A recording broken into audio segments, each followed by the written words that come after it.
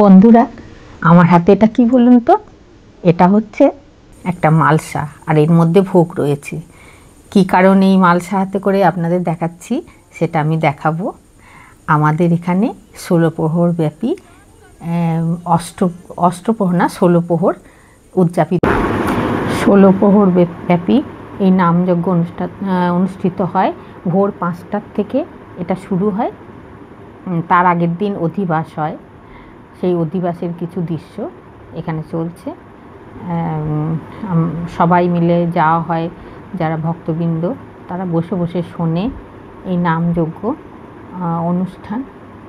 হরে কৃষ্ণ ধ্বনি সবসময় বিভিন্ন গানের সুরে এটা বাজতে থাকে দিন রাত্রি।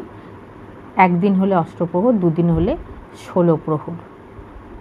এইবার বিভিন্ন দল ওঠে, বিভিন্ন অঞ্চল থেকে আসে হরিনামের দল, এবং তারা বিভিন্ন ভঙ্গিমায় বিভিন্ন আধুনিক গানের সুরে, রবীন্দ্রসঙ্গীতের সুরে, নজরুলগীতির সুরে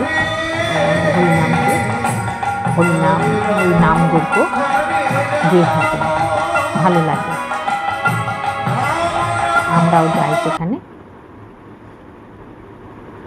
এটা সন্ধেবেলায় হচ্ছে প্রথম দিন, আর মধ্যেখানে থাকে রাধাকৃষ্ণের মূর্তি, লাইটিং করা, অপূর্ব লাগে।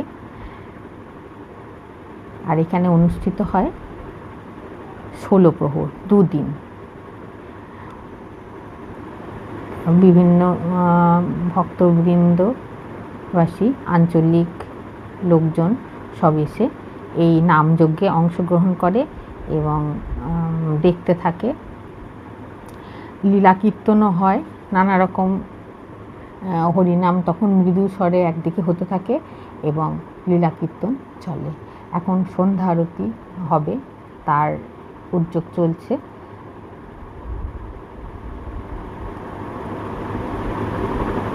কি সুন্দর ঘুরছে দেখুন, দৃশ্যটা সত্যি উপভোগ্য, মনোরম দৃশ্য।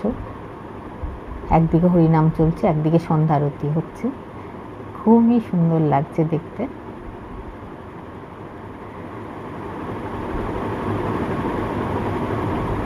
খুব ভালো লাগছে। 16 প্রহর ব্যাপী এই নামযজ্ঞ।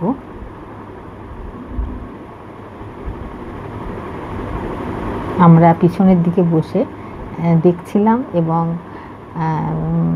ক্যামেরা করছিলাম, সবার মধ্যে এটা শেয়ার করব বলে।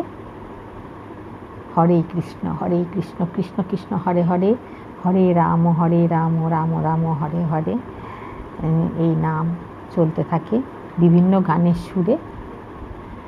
এবার ভক্তবৃন্দরা আস্তে আস্তে উঠছে ওই মণ্ডপের দিকে যাচ্ছে প্রণাম করার জন্য সম্ভবত।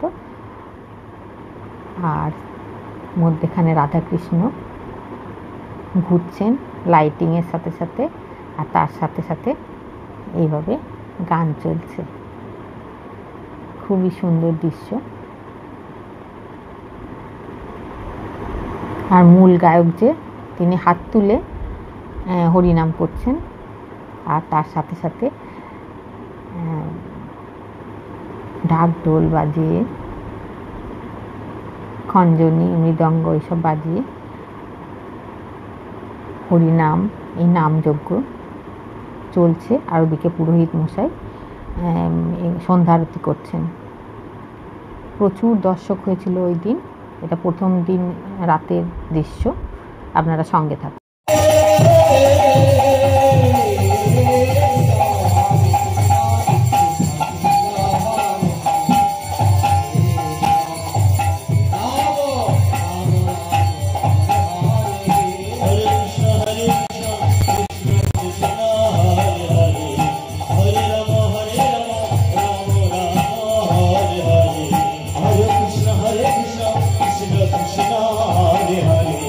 Hare Rama, Hare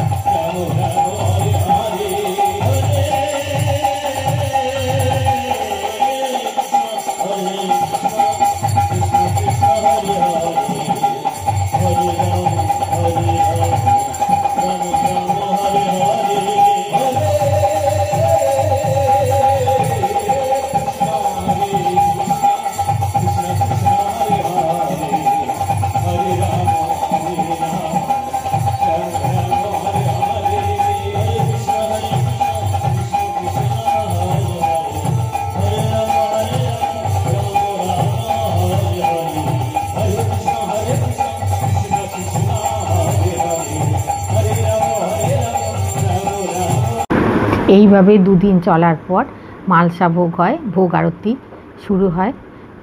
ভোগ আরতির এই যে মালসা পরপর সাজানো আছে, একজন পুরোহিত আরতি করতে থাকে। তারপর বিকেলের দিকে মহোৎসব শুরু হয়, তার কাটাকাটি পর্ব চলে। এইভাবে মহোৎসব খাওয়ানো হয় ওখানে। তারপর বিকাল থেকে চলতে থাকে রান্নাবান্নার আয়োজন। সকাল থেকেই প্রায় শুরু হয়ে যায়।